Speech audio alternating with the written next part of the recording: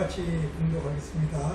모든 세리와 죄인들이 말씀을 들으러 가까이 나오니 바리새인과 서기관들이 수군거려 이르되 이 사람이 죄인을 영접하고 음식을 같이 먹는다 하더라. 예수께서 그들에게 이 비유로 이르시되 너희 중에 어떤 사람이 양 100마리가 있는데 그 중에 하나를 잃으면 99마리를 들에 두고 그 잃은 것을 찾아내기까지 찾아다니지 아니하겠느냐. 또 찾았는 즉 즐거이 어깨에 메고 집에 와서 그 벗과 이슬을 불러 모으고 말하되 나와 함께 즐기자. 나의 잃은 양을 찾아내오노라 하리라. 내가 너에게 이르노니 이와 같이 죄인 한 사람이 회개하면 하늘에서는 회개할 것 없는 의인 99으로 말미암아 기뻐하는 것보다 더하리라. 어떤 여자가 1드라크마가 있는데 하나를 잃으면 등불을 켜고 집을 쓸며 찾아내기까지 부지런히 찾지 아니하겠느냐. 또 찾아낸즉 벗과 이웃을 모으고 말하되 나와 함께 즐기자. 잃은 드라크마를 찾아내오노라 하리라. 내가 너에게 이르노니 이와 같이 죄인 한 사람이 회개하면 하늘의 사자가 어려서 기쁨이 되느니라. 또 이르시되 어떤 사람에게 있는데 그 둘째가 아버지에게 말하되 아버지 어찌산 중에 내게 들어올 것을 내게 주소서 하는지라. 아버지가 그 살림을 각각 나눠 주었더니 그 후 며칠이 안 되어 둘째 아들이 재물을 다 모아가지고 먼 나라에 가 거기서 허랑방탕하여 그 재산을 낭비하더니 다 없앤 후 그날에 큰 흉년이 들어 그가 비로소 죽기간지라. 가서 그 나라 백성 중 한 사람에게 붙여 사니 그가 그를 들로 물어 돼지를 치게 하였는데 그가 돼지 먹는 시험 열매를 밀어주고자 하되 주는 자가 없는지라. 아멘. 오늘 말씀은 15장 전체 다 읽어야 됩니다. 그런데 16절까지만 읽고 여기서 하나님께서 예수님께서 비유로 하신 비유의 말씀을 우리가 오늘 해보도록 하겠습니다. 오늘 본문을 말씀을 가지고 어떤 사람들은 탕자의 비유라고 얘기를 하고 있습니다. 탕자가 아버지를 떠나서 허랑방탕하게 살다가 스스로 회개하고 돌아오니 아버지께서 문 밖에 서서 기다리시다가 맞이하여 주셨다는 것입니다. 그러므로 우리도 회개하고 하나님께 돌아오기만 하면 하나님 아버지께서 우리의 죄를 다 용서해 주시고 구원해 주시겠다는 거 말씀하고 있는 것입니다. 그래서 사람들은 탕자의 비유라고 하고 있는 것입니다. 여러분, 그렇게 되면은 이 비유의 주인공은 탕자가 되는 것입니다. 그래서 아들의 비유 앞에 양의 비유와 드라크마 비유를 말씀하고 있는 것입니다. 여러분 한번 생각해 보십시오. 양과 드라크마가 스스로 주인을 찾아 올 수가 있는 것입니까? 없는 것입니다. 그럼 이 비유의 말씀은 우리에게 어떻게 무엇을 말씀하고 있는지 우리 말씀을 통해서 알아보도록 하겠습니다. 1절과 2절을 다같이 한번 더 읽겠습니다. 모든 세리와 죄들이 말씀을 들으러 가까이 나오니 바리새인과 서기관들이 수군거려 이르되 이 사람이 죄인을 영접하고 음식을 같이 먹는다 하되 이 말씀입니다. 이 말씀에 보면 예수님께서 죄인과 세리들에게 식사를 한다는 것입니다. 음식을 같이 먹는다고 말씀하고 있는 것입니다. 음식을 같이 먹으면서 말씀을 나누고 있을 때 바리새인들과 서기관들이 그 예수님의 그 모습을 보고 수군거리고 있었습니다. 예수님께서 그것을 아시고 바리새인들과 서기관들이 수군거리는 것을 아시고 세 가지 비유로 말씀하시는 것을 오늘의 말씀인 것입니다. 첫째는 무엇입니까? 첫째 15장 3절과 10절에 보면은 양 100마리 중 한 마리를 잃었다가 다시 찾아 잔치를 베푸는 비유의 말씀인 거죠. 우리가 이 비유라는 것은 성경에서는 모든 것이 상징적이고 대표적인 것, 비유적인 것, 상징적으로 기록되었다고 했습니다. 3절에서 7절을 한번 더 읽겠습니다. 다시 한번 읽겠습니다. 예수께서 그들에게 이 비유로 이르시되 내 중에 어떤 사람이 양 100마리가 있는데 그 중에 하나를 잃으면 나 마리를 덜에 두고 그 잃은 것을 찾아 여기까지 찾아다니지 아니하겠느냐. 또 찾아낸즉 질고 어깨에 메고 집에 와서 그의 법과 이웃을 불러 모으고 말하되 나와 함께 즐기자. 나의 잃은 양을 찾았노라 하리라. 내가 너에게 이르노니 이와 같이 죄인한 사람이 회개하면 하늘에서 회개할 것 없는 의인 아합으로 말미암아 기뻐한 것보다 더하리라. 이 첫 번째 비유는 어떤 사람이 양 100마리를 잃었는데 그 중에 한 마리를 잃었다는 것입니다. 그 잃은 양을 찾기 위해서 한 마리를 그대로 두고 덜이라 주고 찾아는 것입니다. 한 마리를 찾아는 얘기는 이것은 여기서 밑에 보면은 7절에 보면은 양 한 마리를 찾는 것을 죄인 한 사람이 회개하는 것으로 말씀하고 있다는 것입니다. 그러니까 이 비유는 양을 위해서 비유가 아니라 이 비유가 양을 비유로 해서 무엇입니까? 회개하는 죄인 한 사람의 회개를 말씀하고 있는 것입니다. 그리고 두 번째는 열 드라크마 중 한 드라크마를 잃었다가 다시 찾는 비유인 것입니다. 8절에서 9절을 다 같이 읽겠습니다. 어떤 여자가 열 드라크마가 있는데 하나를 잃으면 득불을 켜고 집을 쓸어 찾아내기까지 무전에 찾지 아니하겠느냐. 또 찾아낸즉 법과 이웃을 불러 모으고 말하되 나와 함께 즐기자. 이런 드라크마를 찾아내어라 하리라. 내가 너에게 이르노니 이와 같이 죄인 한 사람이 회개하면 하나님의 하늘의 사자가 앞에서 기뻐됩니다. 여기서도 보면은 두 번째 비유에서도 한 여자인이 열 드라크마가 있는데 그 중에 하나를 잃어버렸어요. 그래서 등불을 켜고 집을 온전히 쓸면서 한 드라크마를 찾아와서 기뻐한다는 이야기인 것입니다. 여러분, 이 드라크마는 사실 큰 돈이 아닙니다. 그 당시 유대인들의 신부가 신랑에게 혼수표를 받은 것으로 이것을 끼워서 목걸이를 만들어서 목에 걸든가 안 그러면 소중하게 아주 소중하게 보관하고 있었다는 것을 볼 수 있는 것입니다. 그 당시에 그것을 잃어버리면 남편으로부터 이혼을 당할 수도 있었고 사랑을 잊을 수도 있었기 때문에 아주 소중하게 여겼던 것입니다. 우리가 우리의 나라에 말하자면 결혼 반지 같은 것을 말씀하고 있는 것입니다. 두 사람이 부부로 살아가기 위해서 이것이 꼭 필요한 것이고 그 다음에 선물 교환에서 주어지는 것이라는 것을 여기서 성경 말씀이 쓰여있지만 그 당시에 환경과 여건으로서 풍속을 봤을 때는 그런 것을 볼 수 있는 것입니다. 그래서 그것을 등불을 켜서 그거 드라크마를 찾고 그거 찾은 후에 뭡니까? 그 한 드라크마를 찾음으로 해서 기뻐한다는 것을 말씀하고 있는 것입니다.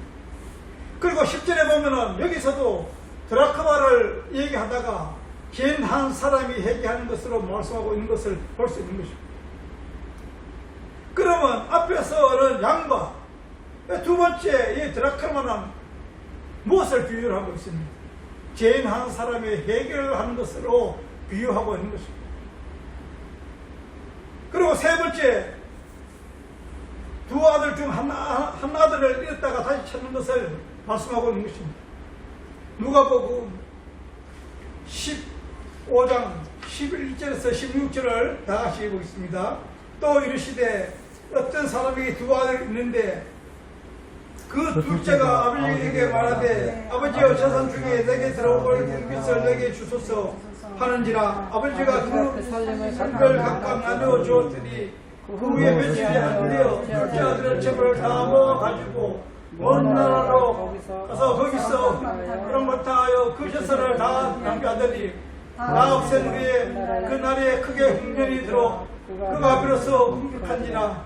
가서 그 나라 백성 중 한 사람에게 붙어 사니 그가 그들을 들보니 그 대제를 치게 하였는데 그가 돼지 목련 죄별로 죄를 채우자 하되 주는 자가 없는지라. 여기서도 세 번째도 보면은 어떤 아버지에게 두 아들이 있습니다. 그런데 한 아들을 잃었다가 다시 찾는 비유의 말씀인 것입니다. 그러니까 이것을 비유할까? 우리에게 이것을 통해서 이 세 가지 비유를 통해서 우리에게 주시는 메시지가 무엇인가? 거기에 감춰진 복음의 말씀이 무엇인가? 우리는 알아가는 것입니다. 여러분, 하나님께서 말씀하신 이 세 가지 비유의 말씀을 보면은 모두가 뭐였는가? 잃었다가 찾는다는 말씀입니다. 잃었다가 찾는 것은 양을 잃었다가 다시 찾고 드라크람을 잃었다가 다시 찾고 아들을 잃었다가 다시 찾는 비유의 말씀인 것입니다. 그런데 이 세 가지 비유는 모두가 죄인 한 사람의 회개를 말씀하고 있는 것을 봤을 때, 그래 이 세 가지 비유는 모두가 뭡니까? 하나의 비유라는 것입니다. 잃었다가 찾는 것, 이거 하나의 비유라는 것입니다. 그러니까 잃어버린 양 드라크라마는 스스로 주인을 찾을 수 없다는 것을 말씀하고 있는 것입니다. 이 두 개의 비유에서 드라크마와 양을 통해서 잃어버린 아들도 스스로 하나님을 찾을 수 없다는 것을 이 비유의 말씀에서 말씀하고 있는 것입니다. 그런데 어떤 자들은 이 말씀을 가지고 잃어버린 둘째 아들이 스스로 회개하고 집으로 돌아왔더니 아버지께서 용서해 주셨다고 그것을 구원이라고 하는 것입니다. 이것은 아주 잘못된 해석인 것입니다. 이 해석은 아들이 스스로 구원을 이루어가는다고 할 수 있는 인본주의 사상인 것입니다. 하나님을 떠나서 자기가 하나님이 되고자 하는 아담이 후손들인 것입니다. 이 둘째 아들은 스스로 하나님을 아버지를 찾아갈 수 없다는 것을 양과 드라크람을 통해서 그 아들의 비유를 말씀하고 있는 것입니다. 그런데 이 교회에서 관계상에서 목회자들이 그러므로 우리도 회개하고 스스로 회개하고 주님께 돌아오면 하나님께서 그 죄를 용서해주고 구원해 주실 것이라고 말씀하고 있다는 것입니다. 그래 하면은 아멘 아멘 하고 받아듣는 것이 성도들이라는 것입니다. 여러분 생각해 보십시오. 어떻게 양이 주인을 찾아다니고 드라크마가 생명이 없는 드라크라마가 주인을 찾아다닐 수가 있겠습니까? 그리고 죄인이 우리가 하나님이 스스로 찾아갈 수 없다는 것입니다. 구원을 이루어갈 수 없다는 것입니다. 그런데 기성교에서는 이렇게 해서 갇히고 있는 것입니다. 그것이 바로 지금 우리가 말하는 이단인 것입니다. 그것이 바로 하나님을 떠난 죄인들이 자신이 하나님이 되어서 스스로 구원을 이루어가겠다 하는 마귀 세계들인 것입니다. 그러니까 잃어버린 양과 드라크라 하면은 둘째 아들이 주를 찾아가는 것이 아니라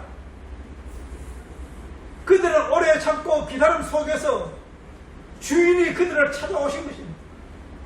그러나 갈 길을 잃고 헤매는 우리들에게 예수님이 찾아오신 것입니다. 우리는 이 세상에서 갈 길을 잃고 헤매면서 오래 참고 기다리는 속에서 길이여 진리신 진리여 생명이신 예수 그리스도께서 우리에게 찾아오셔서 진리의 길로 생명의 길로 인도해 가시겠다는 것이 하나님의 복음의 말씀인 것입니다. 성경에서 말씀하시는 것이 그 복음의 말씀을 지금 우리에게 선포하고 있는 것입니다.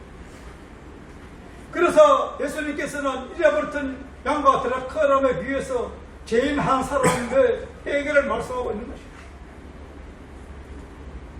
그러면 우리는 이 비유의 말씀을 통해서 회개에 대해서 확실히 올바르게 깨달아 알아야 합니다. 여러분, 성경에서 말하는 회개는 내가 지은 죄 몇 개 내어놓고 내 탓이요 하면서 하나님 내가 이런 잘못 저런 잘못 했습니다. 하나님께 내어놓는 것을 회개라고 하지 않습니다. 여러분 잘 생각해야 됩니다. 여러분 기도가 그렇지 않는가 한번 생각해 보십시오.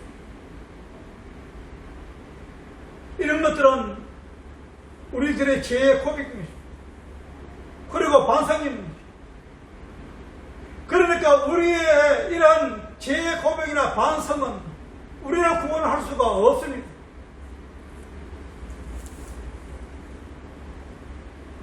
우리 죄인들의 고백과 반성이 구원을 할 수 있다면 하나님이 뭐가 필요하겠습니까?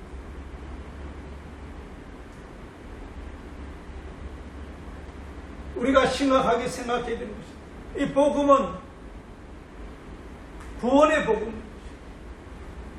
우리의 삶에 일어나는 일어나는 환경의 여건과 이 말씀은 복음의 구원의 복음입니다. 우리의 생활의 복음이 아니라는 것입니다. 그래서 우리는 우리 삶 속에 일어나는 모든 것이 말씀으로 비춰봐야 되는 것이고 그 말씀을 진리를 깨달아 알았을 때 이 복음을 깨닫게 된다는 것입니다. 그냥 성경책을 읽고 단어적으로 해석하고 일본 상단의 중심적으로 해석하고 사회주의 물질주의 이 세상에 가진 것으로 해석해서는 안 되는 것입니다. 세상 것을 가지고 이 말씀에 비춰봐야 된다는 것입니다. 그러니까 우리는 하나님께서 우리 죄에 돌이키기 위해서 회개가 없으나 우리는 구원을 받을 수가 없는 것입니다. 그러니까 하나님께서 우리를 죄에서 돌이키시는 그것이 해결할 것입니다. 유턴입니다. 하나님의 떠난 자들이 다시 돌이켜 주시는 것, 유턴으로 돌아오게 하시는 것, 그것이 우리에게 구원이고 그것이 은혜예요. 이것이 탕자의 해결인 것입니다. 선악과를 따먹고 하나님을 떠난 자들이 하나님의 부르심을 받아 다시 순종하며 돌아가는 것, 그 삶이 성도의 삶인 것이고 그리스도인의 삶인 것입니다. 자기 스스로 구원을 이루고 격하셨다고 하는 자들은 세상 마귀의 컨셉에서 사기사기의 유혹에 빠진 자들이라는 것입니다. 내가 하나님에 대해서 내가 스스로 구원을 이루고 가겠다고 하는 자들, 거기에 막이 새끼고 일하는 것입니다. 우리의 삶 속에 일어나는 이 삶을 통해서 내가 신령한 하나님의 복음의 삶으로 살아가고 있는가, 아니면 나의 복음으로 살아가고 있는가, 우리는 생각해 봐야 됩니다. 우리의 삶 속에, 우리의 마음 속에 찾아오셔서 우리를 깨달음을 주시고 깨닫게 하시고 그 길로 인도해 가시겠다는 그것이 하나님의 복음이고 이 성경의 말씀입니다.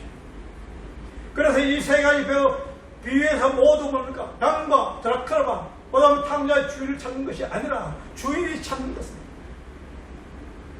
그럼 우리의 주인은 누구인 것입니까? 하나님의 아버지가 우리를 찾아오신다는 것을 여기서 비유적으로 말씀하고 있는 것입니다. 아멘.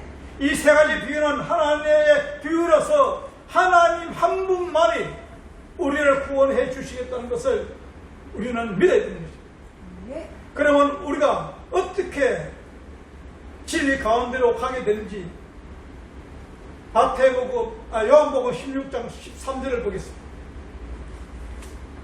제가 읽겠습니다. 그러나 진리의 영이 오시면 그가 너희를 모든 진리 가운데로 인도하시리니. 여기 뭐라고 말씀하십니까? 진리의 성령 하나님의 아버지께서 오시면 우리를 진리 가운데로 인도해 가시겠다고 말씀하고 있는 것입니다. 그러면 이 둘째 아들은 누가 진리 길로 생명의 길로 인도하셨어요? 신뢰의 영이신 성령님께서 둘째 아들에게 찾아가셔서 그 마음속에 하나님을 바라볼 수 있도록 한 것입니다. 자기가 누구인가, 둘째 아들이 사는 곳이 이때 이 세상 대지우린 것을 깨달게 알게 하시고, 자기가 먹고 사모하고 추구하고 살 먹고 하는 것이 대지의 지형열매라는 것을 깨달아 알게 하시고, 그때 그 둘째 아들은 눈을 들어서 하나님 아버지를 바라보게 된 것이고 하늘나라를 소망하게 된 것입니다. 하나님 성령 하나님께서 우리에게 찾아오셔서 우리 마음속에 찾아오셔서 우리를 깨달아 알아가게 해 주시지 않으면 우리는 하나님을 바라볼 수도 없는 것이고, 하나님을 깨달아 알고 추구하며 하늘을 소망하며 살아갈 수도 없다는 것을 여기서 말씀하고 있는 것입니다. 그래서 우리가 우리 스스로서 무엇을 하는 것이 아니라 전적으로 주님을 의지하며 순종하고 나아갈 때 주님께서 진리의 길로 생명의 길로 인도해 가신다는 것입니다. 그것이 우리의 진정한 삶인 것입니다. 여러분, 둘째 아들이 아버지의 재산을 가지고 떠났습니다. 그리고 그 아들이 한 것이 무엇입니까? 자기에 주어진 제한적인 시간 속에서, 풍요 속에서, 이 세상 대지울에서 자기의 행복과 쾌락을 위해서 돼지처럼 살았던 것밖에 없는 것입니다. 자기가 자기에게 주어진 하나님의 재산을 가지고 자기의 구원을 이루어 가겠다고 평안하고 살아가 보겠다고 살아갔지만 그것이 모두가 뭐였습니까? 돼지우리의 삶이고, 돼지가 먹는 추구하고는 그 돼지우리의 지역열매에 불과한 것들만 찾고 구하고 살았다는 것입니다. 그런데 어느 날 진리의 영이 그의 마음속에 찾아왔습니다. 그에게 자신이 돼지 것을 깨달아 알게 됩니다. 우리는 성령이 오시면 내가 죄인 것을 먼저 깨닫게 하시는 것입니다. 내가 아무것도 할 수 없다는 것을 깨닫게 하시는 것입니다. 그리고 모든 것을 포기하게 하시는 것입니다. 그리고 하나님께서 하나님 방법대로 다시 인도해 가시는 것을 볼 수 있는 것입니다. 그러니까 진리의 성령이 둘째 아들에게 임하자 둘째 아들은 세상이 돼지라는 것을 깨달아 자기가 추구하고 있는 세상의 모든 것이 돼지가 먹는 죄 없는 것을 깨달아 알게 된 것입니다. 그렇게 둘째 아들이 자신의 모습을 바라보았을 때 아버지가 생각나게 된 것입니다. 그리고 이 세상의 돼지우리의 눈에서 바라보던 그 눈이 하나님의 나라를 바라보게 된 것입니다. 아버지를 바라보게 된 것입니다. 그러니까 회개는 하나님의 은혜를 떠난 자들이 스스로 행복과 만족을 추구하며 살아가는 삶이 돼지우리의 돼지 같은 삶이며, 자신이 추구하는 세상의 힘은 모두 돼지에 묻는 질병이라는 것을 올바르게 인식해야 됩니다. 그래서 우리는 이 세상에서 살아가는 모든 것들이 헛되고 헛된다는 것을 우리는 알아야 됩니다. 모두 썩어져 없어질 것이라는 것을 우리는 알아야 됩니다. 그래서 성경은 이 세상에 사는 동안 몇 가지 질을 넣고 너무 겁을 짜서 회개하는 것은 아니라는 것입니다. 그래서 성경 구절에 보면, 찬송가 구절에 보면 우려도 못하며 눈물 많이 흘려도 죄를 짓지 못하니 말씀은 가사가 있는 것을 볼 수 있습니다. 우리는 우리의 노력으로 무엇을 해도, 어떤 것을 해도 우리는 구원받지 못하는 것입니다. 그렇다면 여러분 진짜 회개하는 분인지 생각해 봐야 돼요. 저 여러분, 지금 내가 자신이 회개한 사람인가? 회개의 삶을 살고 있는가? 우리는 이 시간에 생각해 봐야 됩니다. 하나님이 없이 살아가는 이 세상에 돼지와 같은 이 세상은 우리는 올바르게 바라봐야 됩니다. 그리고 내가 세상에서 추구하고 있는 사람은 모든 것은 돼지의 침에 점질매라는 것을 우리는 올바르게 깨달아 알아야 됩니다. 그러니까 해지는 오늘 본문에서 예수님께서 하신 비유의 말씀처럼 생명 없는 드라크라와 살을 뜯고는 하나 스스로 주인을 찾아갈 수 없는 양이나 인간들, 둘째 아들이 스스로 영생의 길로, 생명의 길로 나아갈 수 없다는 것입니다. 이들은 모두가 죽은 자로 성경에서는 말씀하고 있는 것입니다. 여러분, 생각해 보십시오. 죽은 자가 어떻게 진리를 찾고 생명을 찾겠습니까? 그런데 어떤 자들은 스스로 열심히 노력해서 구원을 이루가시겠다고 하는 그것을 가르치고 있다는 것입니다. 신앙생활 열심히 하고, 새벽기도 열심히 하고, 금식기도 열심히 하고, 봉사 열심히 하고, 헌신 열심히 하고, 구제 열심히 하고, 이것으로 구원을 이루어가시고 생각해 보십시오. 오늘 말씀에 비추어 한번 생각해 보십시오. 인간의 어떤 행위로도 구원을 받을 수가 없는 것입니다. 우리는 오직 예수 그리스도를 알아가는 자들이 되어야 된다는 것입니다. 성령님이 오셔서 우리에게 마셔서 그것을 깨달아 알게 하시고,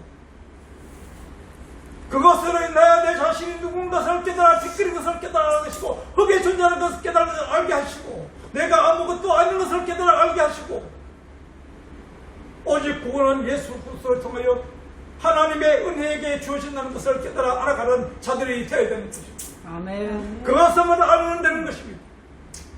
우리가 무엇을 해서가 아니라 복음의 말씀, 진리의 말씀, 그것을 깨달아 알아가는 자들인 것입니다. 그런데 세상에서 내가 무엇인가 자꾸 교인을 집사로서, 장로로서, 목사로서 무엇인가 해야 된다는 것을 가지고 있고 그것으로 지금 살아가고 있다는 것입니다. 그것이 마귀에서 쏘는 것입니다. 그게 사탄 마귀인 것입니다. 그것이 바로 하나님을 떠난 이단이라는 것입니다.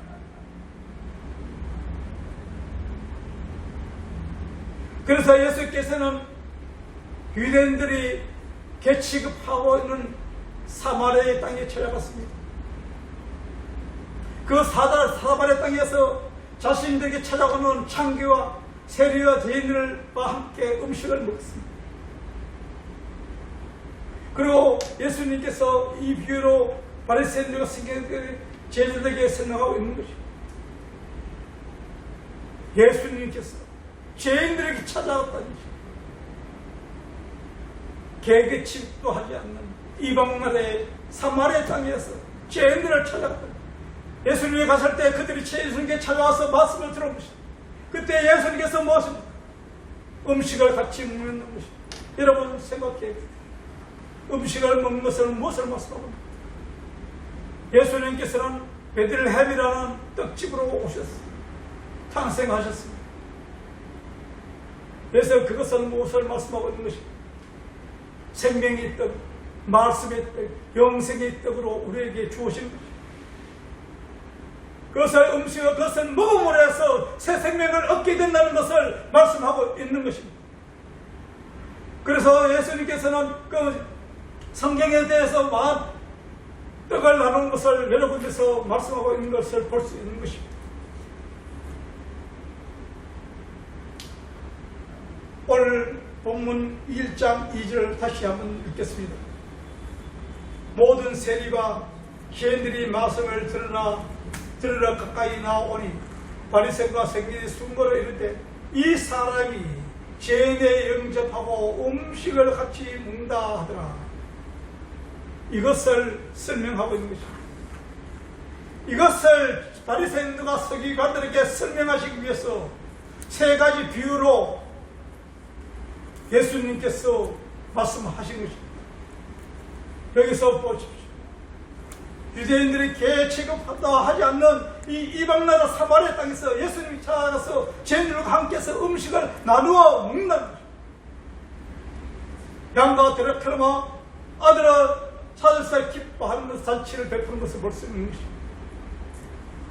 이 잔치를 베푸는 것입니다.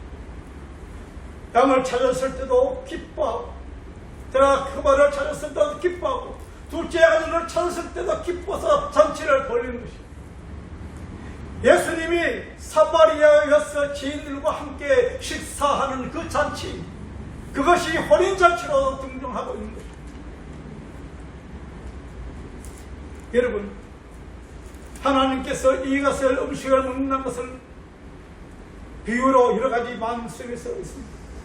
예수님이 베들레헴에서 떡집에서 탄생되었지만, 그리고 제자들과 바닷가에서 떡과 고기를 생선을 구워서 먹는 것도 나타나는 것입니다. 그리고 500의 사건에서도 떡을 떼는 것을 볼 수가 있는 것입니다. 그리고 성만찬 때도 떡을 떼고 포도주를 나눈 것을 볼 수 있습니다. 이런 것은 모두가 무엇을 상징하고 있는 것입니다. 예수 그리스도의 십자가에서 살이 찢기고 피와 물을 쏟은 그 사건을 설명하고 있는 것입니다. 그러니까 오늘의 말씀도 예수 그리스도의 십자가로 결론을 내리고 있는 것입니다. 예수 그리스도의 십자가로 우리의 죄를 담당하시지 않으셨다면 우리는 구원받을 수 없는 것이고, 우리 속에 예수 그리스도의 피가 흐르지 않으면 진정한 생명이 없는 것이고, 예수 그리스도의 살을 묻지 않으면 우리의 산자가 아니라는 것입니다. 그래서 우리는 이 말씀을 통하여 진정한 예수 그리스도의 복음을 찾아내야 됩니다. 그 가시적인 이 세상에서 일어나는 일들을 통해서 그것을 또 말씀으로 기록한 이 성경 말씀을 통해서 세상적으로 성경을 읽는 것이 아니라 거기서 감춰진 천국 비밀을 알아가는 자들이 되어야 됩니다. 우리의 성공, 우리의 노력으로 우리는 알 수가 없습니다. 그러므로 우리는 주님께 의지하며 주님께 기도하는 것입니다. 하나님 아버지, 진리만을 깨달게 하시고, 제 기도가 그것입니다. 하나님 아버지, 진리만을 깨달게 하시고 진리만을 선포하게 해주십시오. 다른 말은 필요 없습니다. 그러면 하나님께서 쓰시기 위해서 그에 따라서 환경과 여건을 만들어 주시고 필요에 따라서 채워주시다는 것입니다. 다른 것은 모두가 그저 덤으로 주어지는 것이고, 그것을 이루기 위해서, 뜻을 이루기 위해서 꼭 필요한 것들로 하나님께서 채워주신다는 것입니다. 아멘. 진짜를, 진리를 구하는 것이 아니고 가식적인 것을 구하고 어리석이가 되어서는 안 된다는 것입니다. 우리의 삶 속에서 일어나는 모든 일들은 우연히가 없습니다. 모두가 하나님 계획 속에, 하나님의 역사하심 속에 우리를 인도하시고 우리를 그 길에서 깨달음을 주시기 위해서 우리에게 허락하신 것입니다. 그러므로 우리의 삶 속에는 날마다 말씀으로 인하여 우리의 삶을 비춰보는 것이고 말씀을 통해서 확인하고 가르치는 것입니다. 그러나 우리는 이 복음의 말씀을 올바르게 깨달아 알아가는 저와 여러분이 되시기를 주님의 이름으로 축복하며 기도합니다. 아멘. 기도하겠습니다.